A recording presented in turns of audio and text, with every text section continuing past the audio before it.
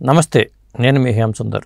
కష్టాలు ఎవరికైనా వస్తూ ఉంటాయి. ముఖ్యంగా కళాకారులకు వస్తే మాత్రం ఎంతో దయనీయంగా అనిపిస్తూ ఉంటుంది అది. ఎందుకంటే దీపం ఉండగా నీళ్ళు చక్కబెట్టుకోవాలంటారు. కొంతమంది ఏంటంటే వాళ్ళ అవకాశాలు వచ్చినప్పుడు డబ్బులు ఉంటాయి కానీ మరి ఎట్లా ఖర్చు పెడతారో తెలియదు, కానీ ఒక వయసు మళ్ళిన తర్వాత అవకాశాలు తగ్గిపోతూ ఉంటాయి. ముందే జాగ్రత్త పడిపోతే వాళ్ళకి అలాంటి బాధ ఉండదు, కానీ జాగ్రత్త పడకపోతే మాత్రం ఎలాంటి కష్టాలు ఉంటాయో నేను చాలామంది జీవితాలు చూశాను. ముఖ్యంగా సినిమా నటులు, అలాగే రంగస్థల కళాకారులు. ఇప్పుడు తరం వాళ్ళు జాగ్రత్త పడుతున్నారు, కానీ పాత తరం వాళ్ళు అయితే చాలా ఇబ్బందులు పడుతున్న వాళ్ళు నేను చూశాను. ముఖ్యంగా మగవాళ్ళు ఇబ్బందులు పడ్డారు, ఆడవాళ్ళు కూడా ఇబ్బందులు పడుతున్నారు. ఎందుకంటే ఒక నటి ఒకప్పుడు నా చిన్నప్పుడు ఆవిడ సినిమాలో ఆవిడ చాలా అందగత్తే ఒక హీరోయిన్గా నటించింది, చాలా సినిమాలో హీరోయిన్ నటించింది. మరి మసక మసక చీకట్లు అంటూ ఆవిడ పాడే పాటలు కానీ సినిమాల్లో ఆవిడ అంత ఫేమస్. ఆవిడకి ఏంటంటే మొన్న ఆస్తి అంతానేమో కొన్ని లీగల్ ఇష్యూస్ వల్ల కొన్ని వచ్చినాయి. తర్వాత మా ఆస్తి వచ్చినా కానీ దాన్ని నిలుపుకోలేక దాన ధర్మాలు చేసింది. ఆవిడ కూడా ఇబ్బందులు పడ్డారు. అలాగే ఒక ఆర్టిస్టు, ఒక హీరోగా, తమిళ్లో హీరోగా ఎదిగాడు. నేను పేర్లు చెప్పడం అనవసరం అనిపిస్తుంది నాకు, అందుకే నేను పేర్లు చెప్పట్లేదు అక్కడ చెప్పాలంటే. అతను తమిళ్లో చాలా హీరోగా ఎదిగాడు, తెలుగులోకి వచ్చిన కమెడియన్గా బతికాడు. మరి ఆయన పరిస్థితి కూడా ఆరోగ్య పరిస్థితి అంత మాత్రంగా ఉంది. ఒక్కోసారి ఏంటంటే మనకి అనారోగ్య పరిస్థితులు వస్తాయి, ఎప్పుడు ఒకేలాగా ఉండం కదా. వచ్చినప్పుడు అవకాశాలు ఆటోమేటిక్గా పోతాయి. అలాంటప్పుడు మరి ఇన్కమ్ సోర్స్ ఎలా అనేదే పెద్ద సమస్య. ఇక్కడ నేను చెప్పొచ్చేది ఏంటంటే ఒక పావలా శ్యామల అనే ఒక నటి గురించి ముందు ముఖ్యంగా మనం మాట్లాడుకోవాలి. ఎందుకంటే పెద్ద అవకాశాలు వచ్చి హీరోయిన్గా వెలిగిన వాళ్ళు, వాళ్ళ పరిస్థితి వేరు. తర్వాత ఐటమ్ సాంగ్స్ పరిమితం అయిపోయి అక్కడ సంపాదించుకున్న వాళ్ళు ఉన్నారు, చనిపోయి ఆత్మహత్యలు చేసుకున్న వాళ్ళు ఉన్నారు, ఇబ్బందులు పడుతూ ఇప్పుడు స్ట్రగుల్ అవుతున్న వాళ్ళు కూడా ఉన్నారు. మీ పిల్లలు ఇంటర్మీడియట్ మరియు ఎంసెట్ చదువుతూ సబ్జెక్ట్స్ లో కన్ఫ్యూజ్ అవుతున్నారా? కాన్ఫిడెన్స్ లెవెల్ తక్కువగా ఉందా? రిపీటెడ్ మిస్టేక్స్ చేస్తున్నారా? అయితే మీకోసమే ఉంది rise app. 1 lakh question bank, performance analysis, online classes by experts, ఇంకా మరెన్నో ఫీచర్స్ తో మీ ముందుకొచ్చింది rise the perfect guide. Description లో ఉన్న లింకును ఉపయోగించి సబ్స్క్రైబ్ అవ్వండి. ఇక పావలా శ్యామల విషయానికి వచ్చేసరికి ఆవిడ రంగస్థల నటి. గణేష్ పాత్ర రాసిన పావలా అనే నాటకం ద్వారా ఆవిడకి చాలా పేరు తెచ్చిపెట్టిన ఆ నాటకం. ఆ తర్వాత చాలా నాటకాల్లో ఆవిడ నటించింది. ఎందుకంటే గణేష్ పాత్ర అనే కాదు, చాలా మంది రచయితలు రాసిన నాటకాల్లో ఆవిడ అనేక పాత్రలు పోషించింది. అలాగే బాబాయ్ అబ్బాయి సినిమాతో సినిమా రంగానికి కూడా వచ్చింది. ఆవిడ ఛాలెంజ్ సినిమా కానీ చాలా సినిమాలు చేసింది ఇప్పటి వరకు కూడా. అంటే దాదాపు 2-3 వేళ్ల వరకు కూడా ఆవిడ చేస్తూనే ఉంది.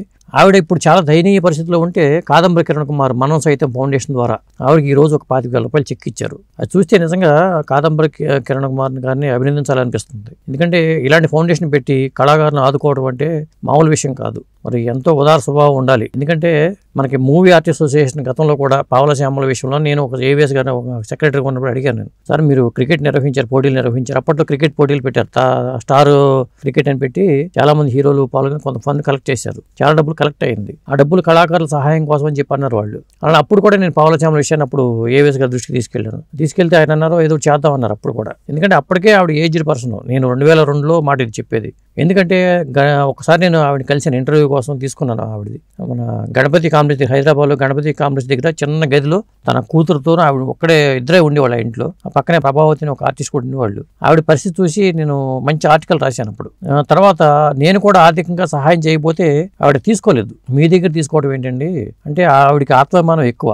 ఆ రోజు పావలా శ్యామల గారు కూడా అదే ఆత్మాభిమానంతో డబ్బులు తిరస్కరించారు. ఈ మధ్యన నేను చెన్నై వెళ్ళినప్పుడు మరి ఒక ప్రముఖ నటి విషయంలో కూడా మనం ఏదైనా చేద్దాం అనుకునే ఉద్దేశంతో స్పందిస్తే ఆవిడ కూడా ఆత్మాభిమానం ఎక్కువే. పొరపాటు కూడా మీరు తీసుకుని మీ ముక్కు మొహం తెలియకుండా మీ దగ్గర నేను డబ్బులు ఎలా తీసుకుంటానండి అని చెప్పి ఆవిడ అన్నారు. ఇవాళ పావలా శ్యామల పరిస్థితి చూస్తే పావలా శ్యామల గారికి గతంలోనే చిరంజీవి గారు కూడా కొంత శ్రీజ ద్వారా, వాళ్ళ అమ్మాయి శ్రీజ ద్వారా 2 లక్షల రూపాయలు ఆర్థిక సహాయం అందజేశారు. అలాగే పవన్ కళ్యాణ్ కొంత సహాయం చేశారు. మధ్యలో నటి హేమ అనుకుంటా బహుశా కొంత చేశారు. అంటే వీళ్ళందరూ చాలా హెల్ప్ చేస్తూనే ఉన్నారు ఎవరో ఒకళ్ళు. ఎందుకంటే ఆవిడకి ఇప్పుడు వృద్ధాశ్రమాల్లో, అనాథాశ్రమాల్లో ఉండాల్సిన పరిస్థితి వచ్చేసింది. పూట గడవట్లేదు వాళ్ళకి. కూతురికేమో కాలు ఇరిగిపోయి ఆవిడ మంచాన పడిపోయింది, ఈవిడికేమో టీబీ పేషెంట్. మరి ఆవిడకి గడవాలంటే, పూట గడవాలంటే ఎలా? ఈ పరిస్థితిలో మనం సమర్థ్యం ఫౌండేషన్ వాళ్ళు 25,000 రూపాయలు చెక్ ఇవ్వడం అనేది నిజంగా అభినందించాల్సిన అంశం అది.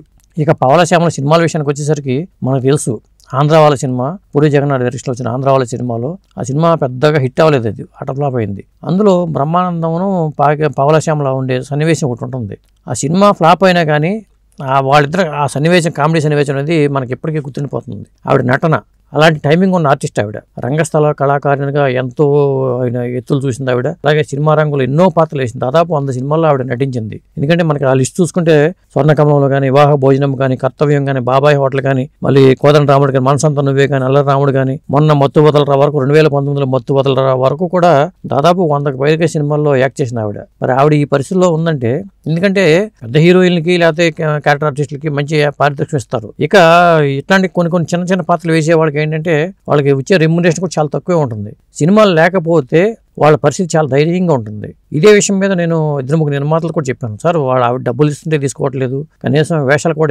వేషాలన్నా ఇవ్వండి అని చెప్పి నేను 2002, 2003 ఆ టైంలోనే 2-3 నిర్మాతలు కూడా నేను సజెస్ట్ చేశాను ఈవిడ పేరుని. మరి వాళ్ళ ఆవిడని చూస్తుంటే నాకే చాలా ఇబ్బందికరంగా ఉంది.